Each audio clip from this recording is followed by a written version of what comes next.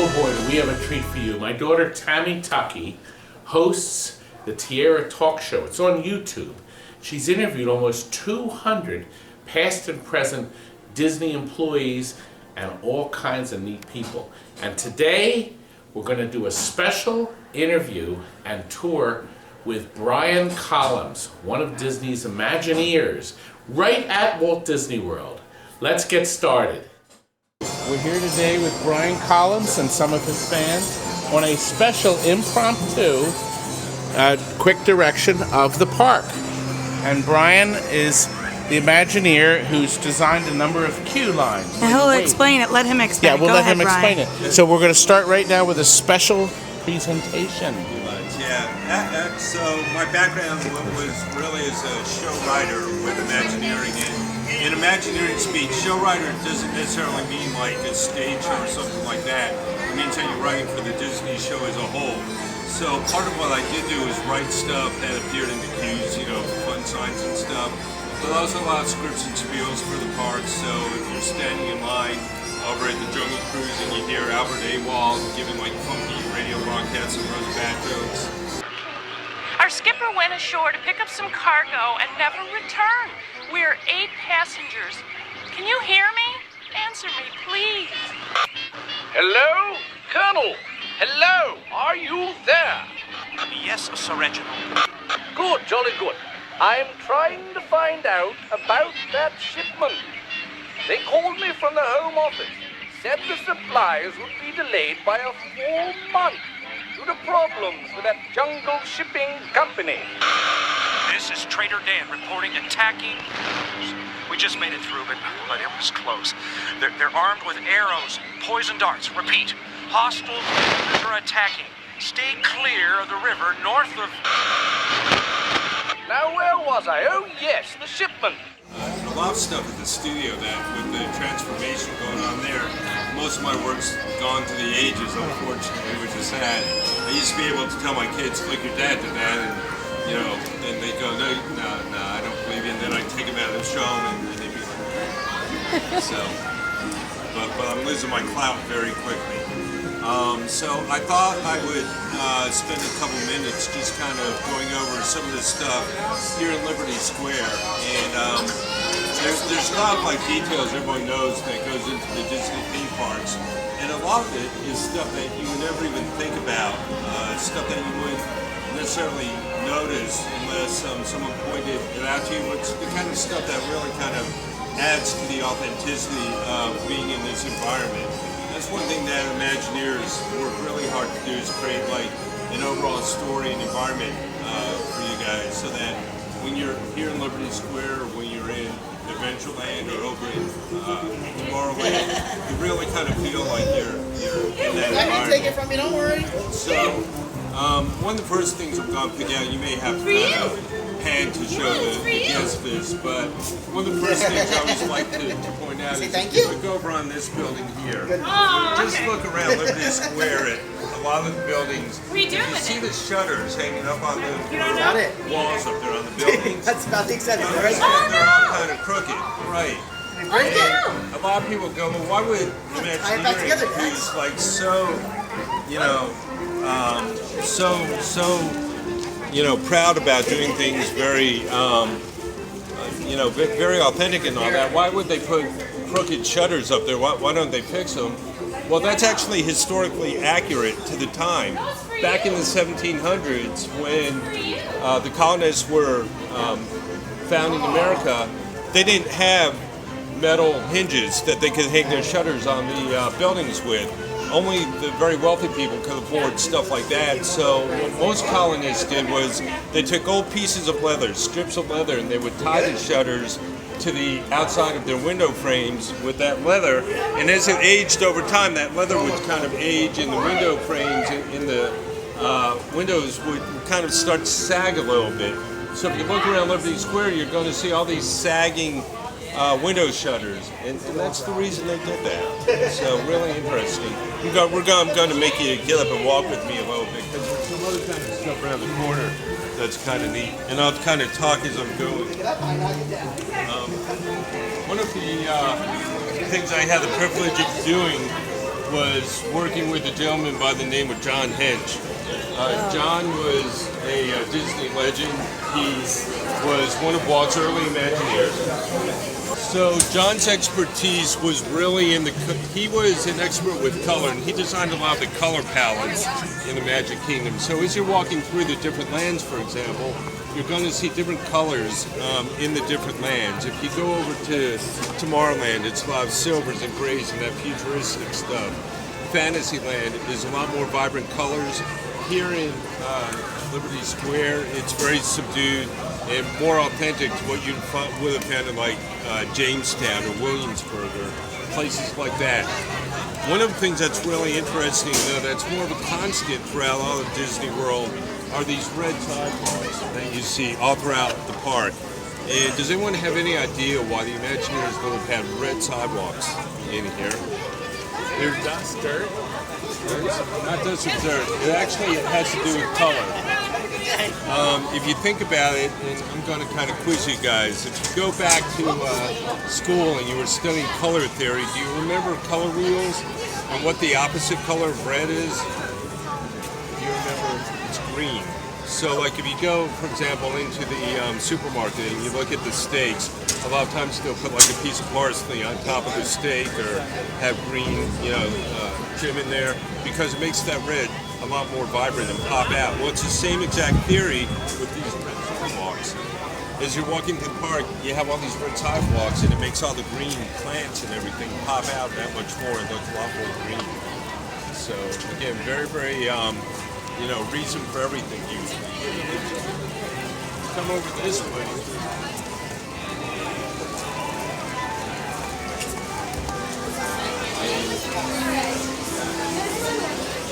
I'm going to point out a couple things. If you look in the window, you see the little toys there. Those are actually hiding some cameras for the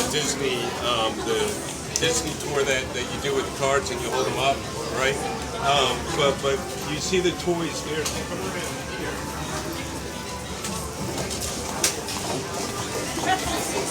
See that one over there in that window? That's a doll. And again, you're fine.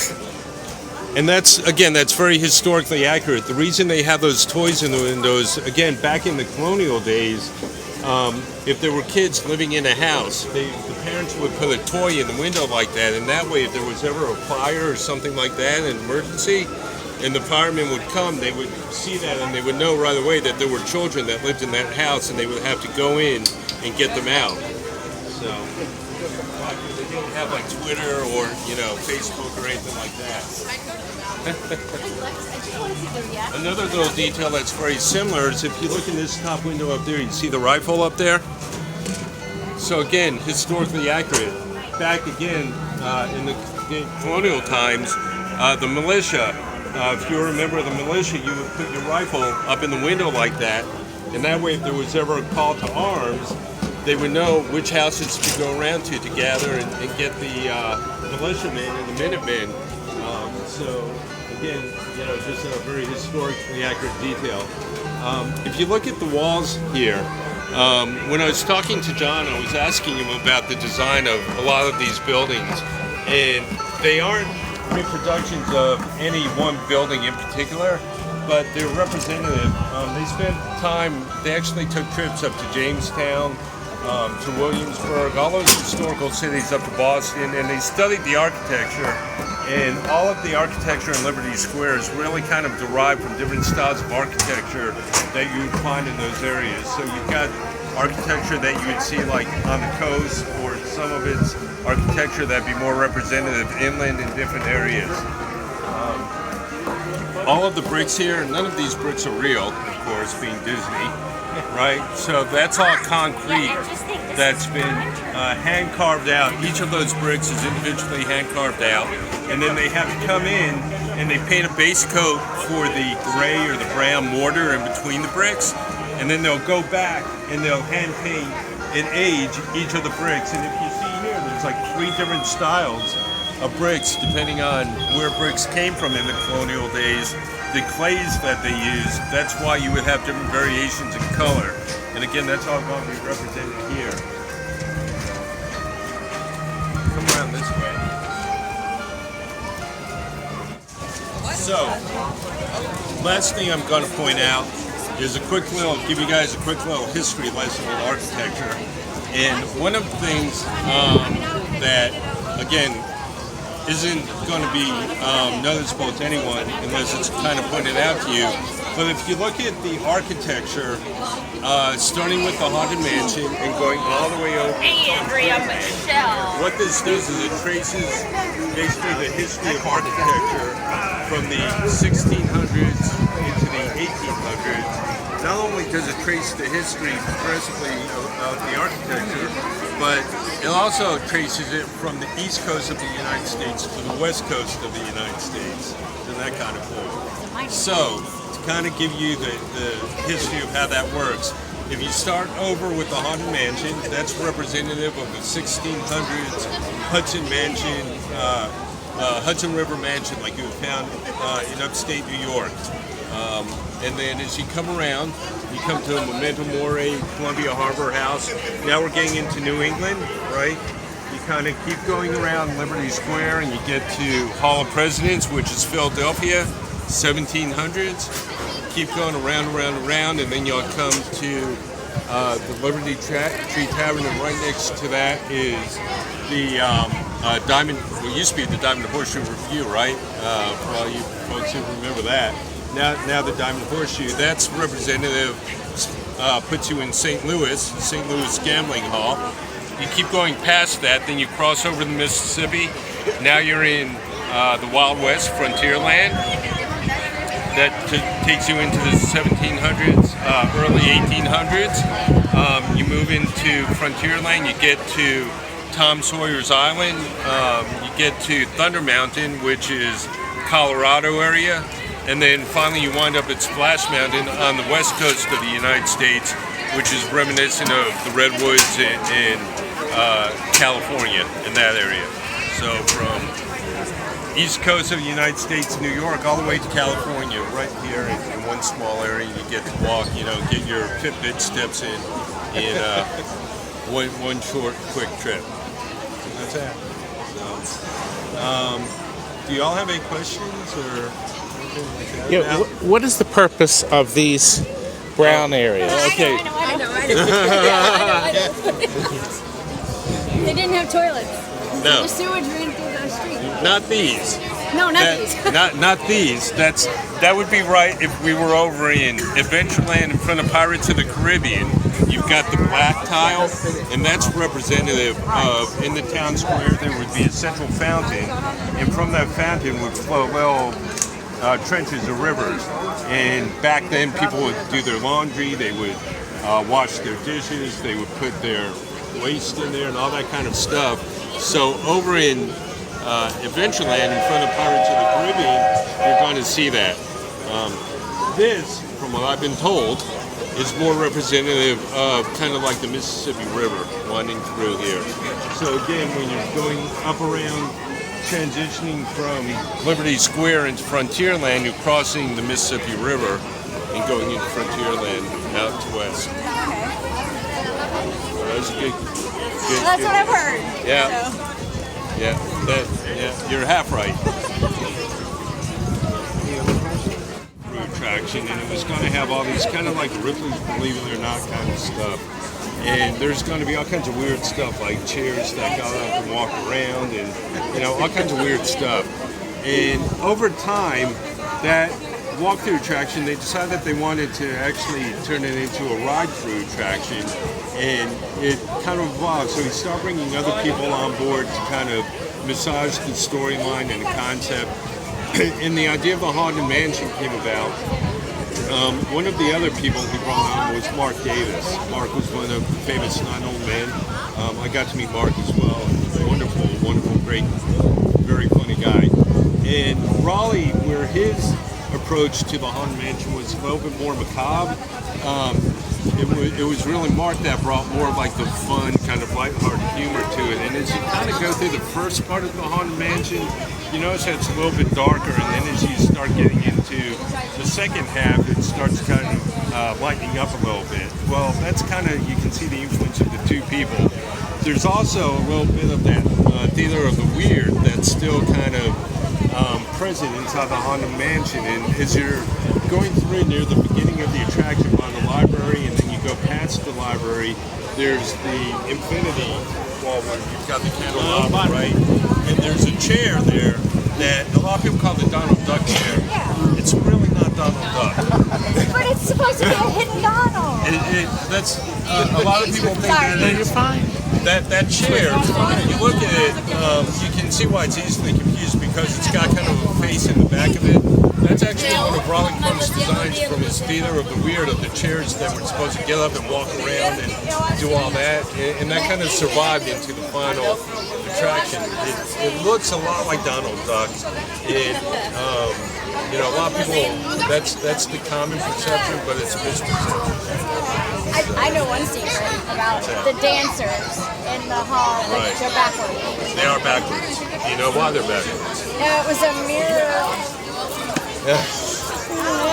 So some of, you know, in this day and age of computer wizardry and everything, sometimes the oldest effects are the most effective ones.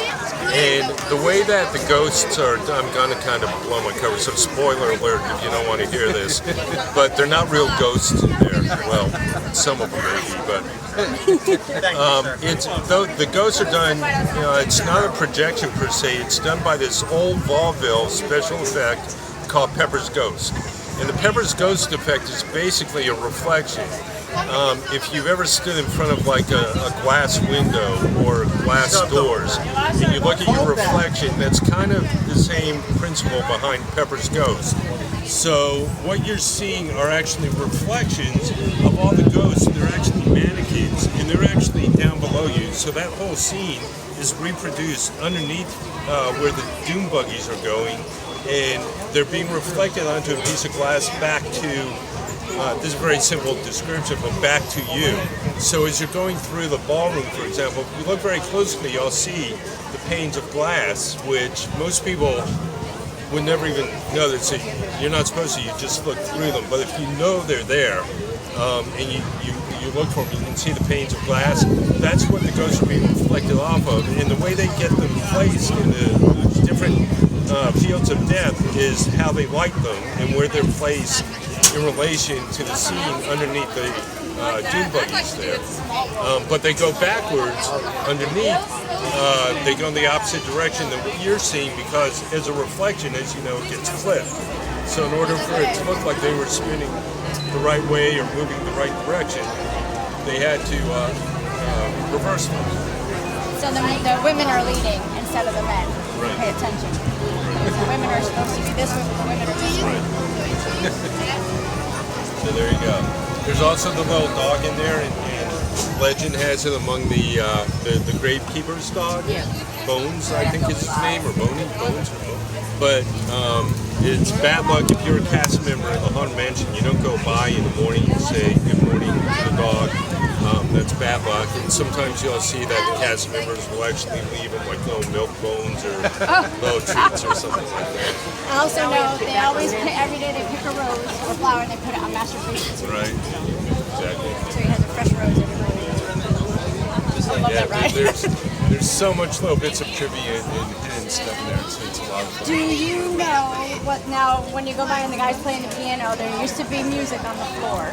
Now there's music. Do you know what the music is? I have been trying to find out. Nobody knows. I have no idea. And you know, sometimes I feel like you know, William Shatner and Leonard Nimoy used to always say, you know, they were Captain Kirk and Spock right on Star Trek, and then you would tell these stories where they would be at conventions and people would be like, do you remember in episode number 48 when you were on the Enterprise in the hallway and the lights were blinking yellow, but in the episode prior to that there was a red light there, what happened? And it's like people, you know, would know a lot more about what was going on in the minutia than the actual actors did. And sometimes, you know, it's kind of funny, as an Imagineer I get asked so many questions and I don't know everything. Pretty good, but I don't know everything. And there's so many people out there who know so much more. And a lot of urban legends get started that way too, though. But it's a lot of fun. I try and keep up as best as I can. Like there's legends about like people spreading ashes in the Haunted Mansion. Yeah. Yeah. Whether or not that's ever happened, I don't know.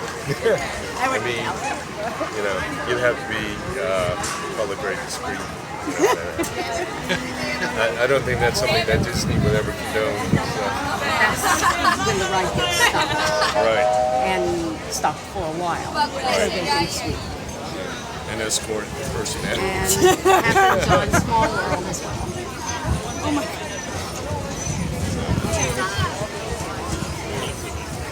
No, my wife's just going to probably put me in the backyard and be done with it.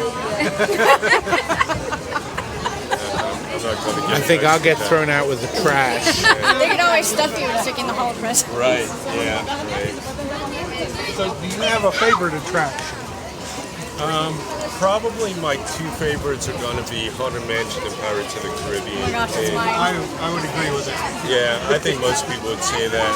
Having met Mark was, just a very cool experience. And just appreciating the story and the history of the attraction and the animatronics and all of that. I can't believe they're So my story meeting Mark, the first time I met him was pretty cool. I was actually a young Imagineer. I was just hired on, and they had sent me out to Glendale, where the headquarters for WDI are.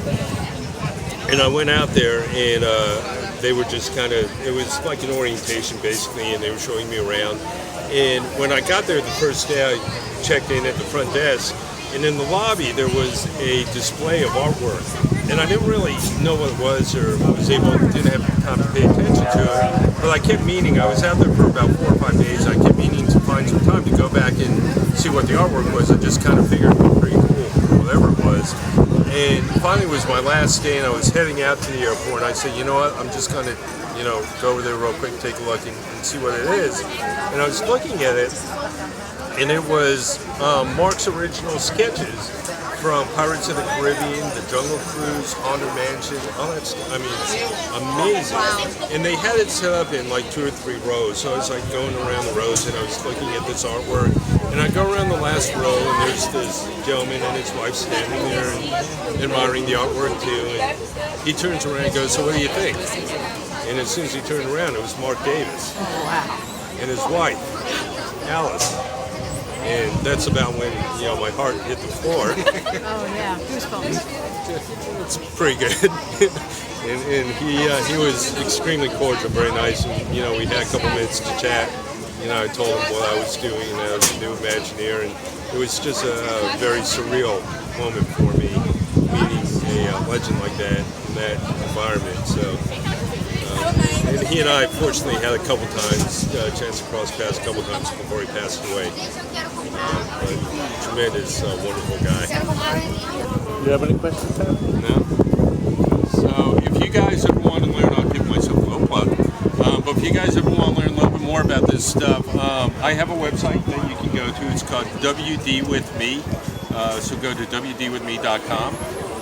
That's my website. You can link out to all my social media stuff. So I have a consulting practice now called the Brainstorm Institute.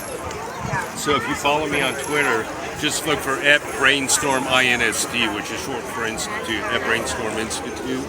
And you can follow me on Twitter. You can follow my Facebook, Brainstorm Institute Facebook page, and all that good stuff. And I also do give paid tours, because right, nothing's free at Disney. This was a special freebie. This is a little freebie I'm doing here. But if you ever want to take a stroll through the Magic Kingdom from an Imagineer's point of view, or if you want to have dinner or lunch with an Imagineer, I offer those experiences. So you can go on my website and find out about that and register and all that good stuff. And then we'll have hyperlinks in the description down here. So you can go directly, you don't have to remember all that stuff. And email me at brian@wdwithme.com. I love getting emails and talking to you guys. So email me at You have questions, because I'm sure there were a bunch of questions they wanted us to ask, but they're not there. You're there, not here. Wasn't that great? Thank you very much, Brian. Appreciate it, sir. I hope you enjoyed it. Yeah.